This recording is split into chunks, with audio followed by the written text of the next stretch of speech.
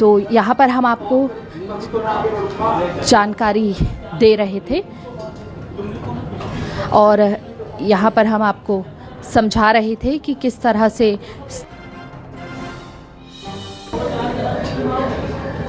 और साथ ही अब खबरों में आगे बढ़ते हुए आपको जानकारी देंगे कि रायसेन के किले से तोप चलाने पर विवाद हो गया। एएसआई की संपत्ति पर तोप चलाने को लेकर कई तरह के सवाल उठे हैं। दरअसल राष्ट्रीय मानव अधिकार आयोग के अध्यक्ष ने दौरा किया और रायसेन कलेक्टर, एसपी और एएसआई को जारी कर दिया है नोटिस। इसके साथ राष्ट्रीय मानव अधिकार आयोग ने 2 सप्ताह में इसका जवाब भी मांगा है। इसके साथ साथ आपको बता दें कि किले में तोप चलाने का लाइसेंस देने पर जवाब मांगा गया है। कुछ दिन पहले तोप के साथ स्थानीय युवकों ने रील भी बनाई थी। ईरान के समर्थन में लगाए थे कई आपत्तिजनक नारे भी। राष्ट्रीय मानवाधिकार आयोग के अध्यक्ष ने दौरा किया। एएसआई की संपत्ति पर तोप चलाने को लेकर कई तरह के सवाल खड़े हुए हैं। एएसआई की संपत्ति को लेकर तोप चलाई गई, जिसको लेकर कई तरह के सवाल खड़े हुए और ऐसे में मानव अधिकार आयोग ने, आपको बता दें, वहां पर पहुंचे और इसके साथ अध्यक्ष ने दौरा किया। रायसेन कलेक्टर, एसपी, एएसआई को जारी कर दिया है नोटिस।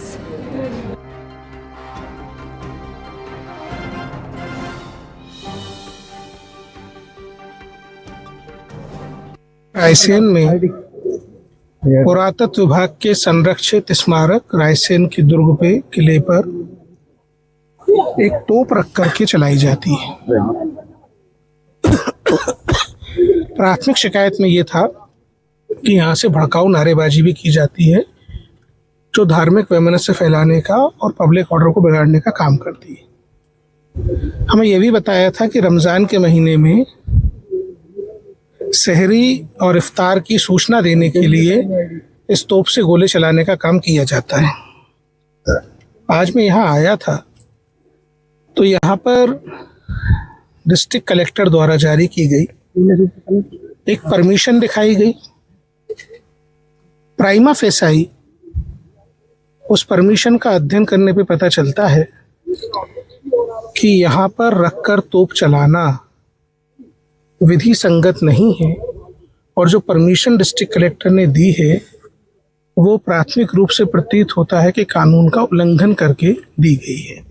अब यदि ये तोप है तो इसकी बैरल कितने एमएम की है? वो 75 एमएम है, वो 90 एमएम है, वो 150 एमएम है और उसके बैरल के साइज के अकॉर्डिंग उसमें क्या एक्सप्लोजिव भर के, क्या गोला बारूद भर के उपयोग किया जा रहा है, this is a matter subject to investigation, जिसकी जांच होनी चाहिए।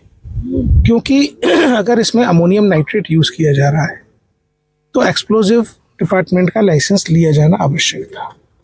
अगर इसमें अमोनियम बाइकार्बोनेट यूज किया जा रहा है, अमोनियम डाई माइक्रोट यूज किया जा रहा है या कोई और केमिकल यूज किया जा रहा है जो हैजार्डस है, तो वह केमिकल प्राप्त कैसे हो रहा है? हमने हाल में देखा कि मेडिकल कॉलेज में, साइंस कॉलेज में यूज होने वाले केमिकल्स का दुरुपयोग करके दिल्ली के लाल किले में एक्सप्लोजिव ब्लास्ट किए गए, कई लोगों की जान गई, भारत पर आतंकी हमला हुआ।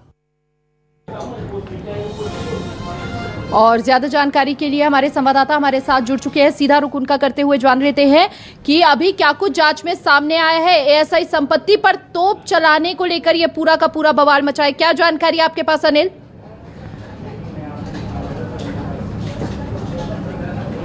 हवाई बंद हो गई आप?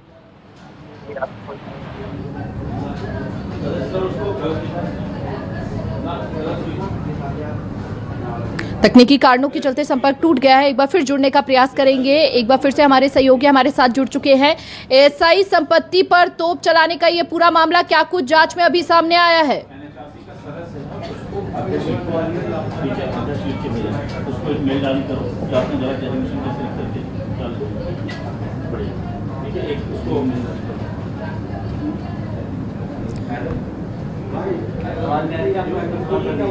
अनिल, आप तक आवाज पहुंच रही है?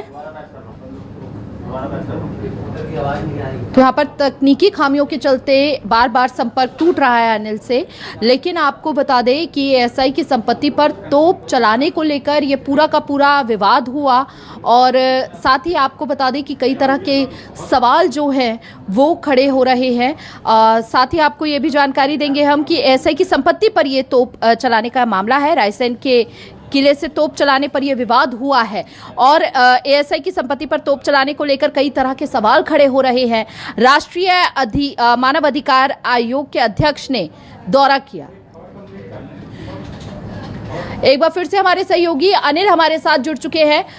अनिल, एएसआई की संपत्ति पर तोप चलाने का ये पूरा मामला है, अभी क्या स्थिति है और जांच में क्या कुछ सामने आया है?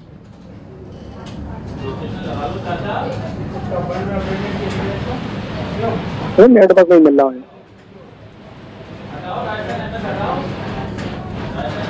अभी भी आवाज नहीं आ रही। अनिल, आप तक आवाज पहुंच रही है?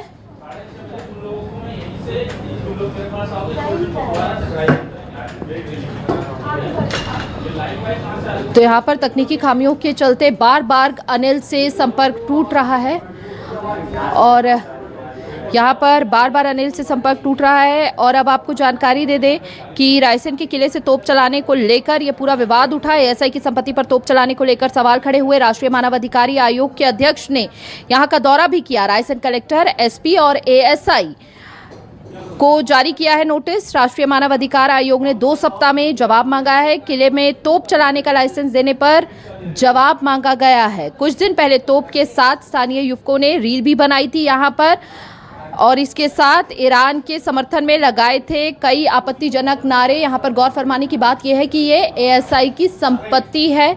यहाँ पर ये लोग कैसे घुसे, सोशल मीडिया के लिए इन्होंने यहाँ पर रील बनाई। तमाम कानून की धज्जियां उड़ाते हुए यहाँ पर ये लोग नजर आए हैं।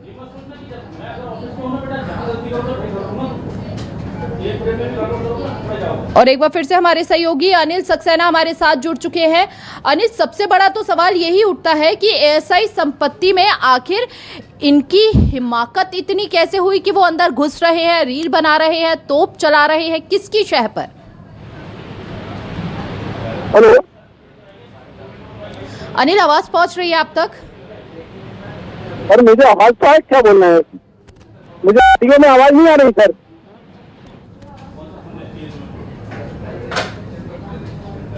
ठीक है अनिल, जल्द से जल्द जो तकनीकी खराबी है उसे दुरुस्त कराते हैं और आपसे जुड़ने का संपर्क लगातार करते रहेंगे। फिलहाल बता दें, ईरान के समर्थन में कई आपत्तिजनक यहाँ पर नारे भी लगाए हुए थे। कुछ दिन पहले तोप के साथ स्थानीय युवकों ने यहाँ पर रील भी बनाई थी और इसके साथ साथ आपको बता दें, किले में तोप चलाने का लाइसेंस देने पर जवाब भी मांगा। राष्ट्रीय मानव अधिकार आयोग ने 2 सप्ताह में जवाब मांगा है इस पूरे। आ गई आवाज आने लगी। हेलो हेलो जी अनिल, आप तक आवाज पहुंच रही है? अब आ रही थी मैम, आ रही आवाज। जी बोले जी। कौन ये लोग हैं और इनको किसकी शह है इतनी कि एएसआई की संपत्ति में पहुंचकर तोप चला रहे हैं, रील बना रहे हैं? ये कैसे संभव हो सकता है? जी मैं आपको बतला दूं कि ये करीब 100 वर्षों से यहाँ पर तोप चलती है। रमजान के समय पर 1 महीने के लिए यहाँ पर बाकायदा कलेक्टर लाइसेंस देता है। इसको लेकर ये ईरान को लेकर कुछ असामाजिक मुस्लिम तत्वों द्वारा यहाँ पर एक रील बनाई गई जिसमें विधिवत धमकी दी गई कि हम ईरान का समर्थन करते हैं। इसको लेकर हिंदू संगठन काफी रोष में देखा गया। उन्होंने यहाँ पर ज्ञापन दिया। इसको लेकर प्रियंक कानून जी जो थे आज रायसेन आए, वो किले के ऊपर गए और जहाँ से तोप चलती है वहां पर पहुंचे। उन्होंने बाकायदा कलेक्टर, एसपी और इन लोगों को नोटिस दिया और उन्होंने स्पष्ट पूछा कि आखिर किस कारण आप ये तोप का लाइसेंस देते हैं और क्या क्या इसमें नियम है। इसको लेकर काफी विवाद की स्थिति बनी रही और शहर में भी काफी गर्मागर्मी देखी गई। इसको लेकर लगातार लोगों का ये कहना है कि अगर इस तरह की कोई घटना हो जाती तो इसका जिम्मेदार कौन होता। आखिरकार वो चारों व्यक्ति को पुलिस ने हिरासत में ले लिया है, वो जेल भी चले गए। लेकिन यहाँ के लोगों का ये कहना है कि अगर कोई घटना कारित हो जाती इस तोप को लेकर तो कौन जिम्मेदार होता।